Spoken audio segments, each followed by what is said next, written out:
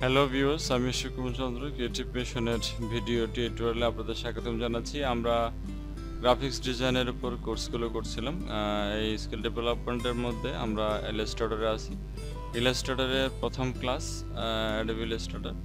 তো তার আগে বলে নিচ্ছি, যদি আপনারা আমাদের এই চ্যানেলে নতুন হয়ে থাকেন তাহলে অবশ্যই সাবস্ক্রাইব করুন এবং বেল আইকনে ক্লিক করুন, যাতে প্রতিনিয়ত আমাদের এই টিউটোরিয়ালগুলোর নোটিফিকেশন আপনি পান। সরাসরি আমরা চলে যাচ্ছি অ্যাডোবি ইলাস্ট্রেটরে।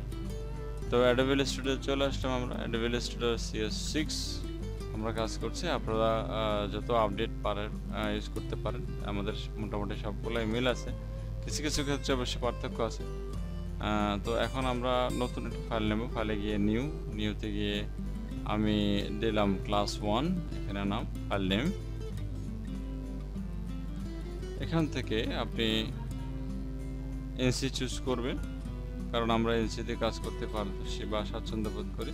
এখানে হাইট উইট আপনার লিখে দেবেন, আর সাইজ যদি আপনার স্পেসিফিক করা থাকে তাহলে আপনি সাইজটা এখান থেকে চুজ করে নেবেন। ওকে বাটনে ক্লিক করবেন, তাহলে আপনার এই কাজটা হয়ে যাবে। এখন আমরা পেজটা পেয়ে গেছি। এই পেজের সমস্ত জায়গায় আমরা টাইপ করতে পারবো, ড্র করতে পারবো, কিন্তু মাঝখানে যে এরিয়াটা অ্যালোকেট করা আছে এটা হলো আমাদের প্রিন্ট এরিয়া বা আর্টবোর্ড। তো এখন আমরা প্রথম টুলসে যাব। তার আগে একটু দেখে নিই যে এখানে মেনু বার, এটা মেনু বার, তারপর টুল বার এখানে, তারপর আমাদের যেগুলো প্লেট বা প্লেট বলা যায়, অনেকগুলো প্লেট আছে, সবগুলো প্লেটকে আমরা কিন্তু উইন্ডো মেনুতে পাচ্ছি। এখান থেকে আমরা ক্লিক করে করে সমস্ত প্লেটগুলোকে আমরা চয়ন করতে পারবো যদি হারিয়ে যায় বা ক্লোজ হয়ে যায়। আর বাম পাশে আমাদের টুল বক্স, এইটা ভেরি ইম্পর্টেন্ট, এটা দিয়ে আমরা সমস্ত কাজগুলো করব। তো মোটামুটি আপনাদের পরিচিত করে দিলাম। এখন আমরা সরাসরি চলে যাচ্ছি টুল বক্সে। টুল বক্সের প্রথমে আমরা সিলেকশন টুলে কাজ করব। সিলেকশন টুলে দেখা যাচ্ছে কি যে সিলেকশন টুল হচ্ছে কি যে কোনো অবজেক্টকে সিলেক্ট করা এবং মুভ করা, ছোট করা, বড় করা। তাহলে এটা করতে গেলে একটা অবজেক্ট আমাকে অবশ্যই তৈরি করতে হবে। তো আমি রেক্ট্যাঙ্গেল বাটনে, এখানে রেক্ট্যাঙ্গেলে চলে আসলাম। এখানে একটা 4 নম্বর ধাপে কিছু শেপস আছে, শেপ টুল বলা হয়।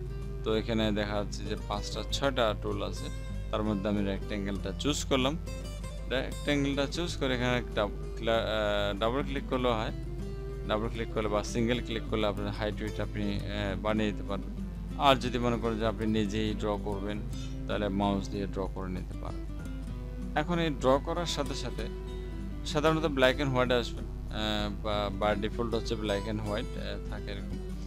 তো এই অবজেক্টের মাঝখানে কালারটা হচ্ছে হোয়াইট কালার আর স্ট্রোক কালারটা হচ্ছে ব্ল্যাক কালার। এটা কিন্তু আমাদের এখানে টুল বক্সের মধ্যে একদম শেষের দিকে ফিল এবং স্ট্রোক দেওয়া আছে। ফিলটা আমি চেঞ্জ করে দিতে পারি ডাবল ক্লিক করে। প্লেটটা কালার পিকে প্লেটটা আসবে, এখান থেকে আমরা কালার অ্যাপ্লাই করলাম। আর স্ট্রোকটাও আমরা চেঞ্জ করতে পারি যদি মনে হয় যে আমরা পারবো বা দরকারি। এই হলো আমাদের ফিল এবং স্ট্রোকের একটা অবজেক্ট। একটা অবজেক্টের ফিল এবং স্ট্রোক থাকবে। আর স্ট্রোক প্লেটে যাব। স্ট্রোক প্লেটে গিয়ে আমি একটু বাড়িয়ে দিচ্ছি, আপনার দেখতে সুবিধা হবে। আমি এখানে বাড়িয়ে দিলাম, এখানে শো করছে। তাহলে এই হচ্ছে স্ট্রোক, নীল অংশটা, ব্লু কালারটা, আর এটা হচ্ছে ফিলটা হচ্ছে আপনার, সরি রেডটা হচ্ছে আপনার ফিল কালার।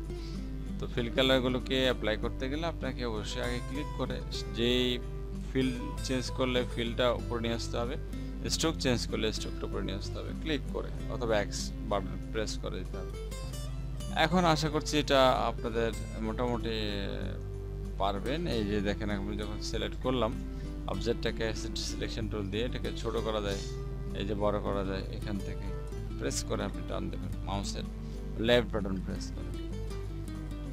তাহলে এই হলো আমাদের অবজেক্ট। তো এখন চলে যাচ্ছে পাশের ঘরে, আমরা ডিরেক্ট সিলেকশন টুলে যাচ্ছি এবং গ্রুপ সিলেকশন। ডিরেক্ট সিলেকশন টুলটা ভেরি ইম্পর্টেন্ট। তো এখন ডিরেক্ট সিলেকশন টুল দিয়ে আমি যদি দেখি যে এই অবজেক্টের স্ট্রোকটা ফেলে দিই, এই অবজেক্টের যে 4টা স্ট্রোক আছে, 4টা পয়েন্ট আছে, সেই পয়েন্টগুলোর মধ্যে আমি যেটাই চুজ করি সেটা দিয়ে আমরা কিন্তু এডিট করতে পারি, অথবা মাউস দিয়েও ক্লিক করেও করতে পারেন। ঠিক আছে, সিলেক্ট করে ক্লিক করা যাচ্ছে। তারপর এ হলো আমাদের এডিটিং। আমরা চাইলে যে কোনো অবজেক্টকে ড্র করার পর এটাকে এডিট করতে পারবো কি দিয়ে, ডিরেক্ট সিলেকশন টুল দিয়ে এই অ্যাঙ্কর পয়েন্টগুলো সিলেক্ট করে বের করতে পারবো। তারপরে কাজ হচ্ছে গ্রুপ সিলেকশন। গ্রুপ সিলেকশনটা এখন প্রয়োজন নেই, অনেকগুলো টুলসের বা অবজেক্ট তো যখন ড্র করবো সবগুলোকে একসাথে গ্রুপ করার জন্য গ্রুপ সিলেকশন টুল কাজ করে থাকে। গ্রুপ করার পর গ্রুপ সিলেকশন টুল দিয়ে আমরা ওই স্পেসিফিক গ্রুপটাকে ফাইন্ড আউট করতে পারবো। তো এইগুলো আমাদের মোটামুটি দুটা টুলের কাজ। এই দুটো টুল ভেরি ইম্পর্টেন্ট, শুরুর দিকে টুল। আর এখানে যে আমরা একটু শেপ লেয়ার দেখেছিলাম, শেপ লেয়ার দেখেন এখানে 6টা অপশন আছে। যে অপশনগুলো আপনি চুজ করবেন সেই অপশনগুলো এখানে ড্র করবেন, ঠিক আছে। এবং একটা জিনিস হচ্ছে কি, আপনি যখন রাউন্ড রেক্টেঙ্গেল নেবেন ড্র করার সময় যদি আপনি মাউসের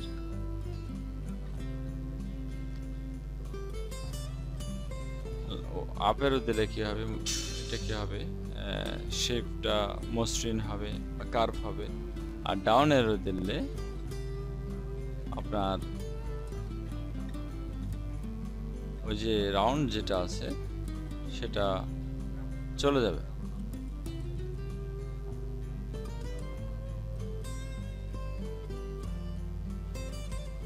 আরেকটা বিষয় হচ্ছে কি, এই রাউন্ড রেক্টেঙ্গেলের পরে হচ্ছে এলিপস টুল। এলিপস টুল আপনার ড্র করার সময় খেয়াল করবেন অল্টার শিফট দেবেন, অল্টার শিফট দিয়ে সব দিক দিয়ে বর্গাকারে সমানভাবে ছোট বড় হবে। আর এলিপস টুলও সেম।